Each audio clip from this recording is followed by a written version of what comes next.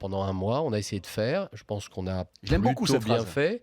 Et j'espère que chacun a une conscience aiguë de ce pourquoi nous sommes là, de l'ambition qui est la nôtre. Et Christophe parlait du degré d'exigence, je trouve que c'est une très bonne phrase, du degré d'exigence qui est le nôtre. Voilà. Alors, est-ce que Donc, il y aura l'enveloppe plus de de 200 200 millions existe? Mais je n'ai pas du tout dit qu'il y aurait plus de 200 millions. On a dit qu'on dépenserait 200 millions pour renforcer cette équipe. D'accord, donc Voilà. ça veut dire... Après, on a dit que c'est quelque chose qu'on ferait probablement sur une durée maximale qui pourrait être 4 ans.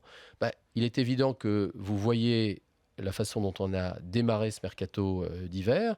Il est certain qu'on veut être le plus vite possible compétitif. Donc, on verra ce qui se passera dans 4 ans. Nous, on travaille effectivement sur un temps long.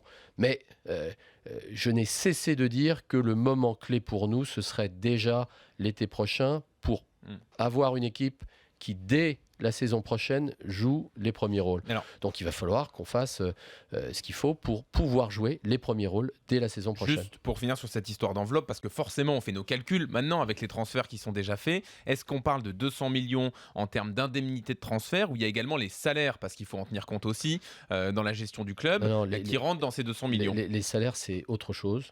Les salaires, on a prévu une montée en puissance de notre budget sur les 2-3 prochaines années. On a prévu de continuer à perdre de l'argent pendant ces 2-3 prochaines années. C'est quelque chose qu'on a parfaitement intégré. Peut-être aussi qu'on vendra quelques joueurs. Donc, vous savez que si on raisonne en trésorerie, en engagement, il y a des achats de joueurs, mais il y a aussi des cessions de joueurs.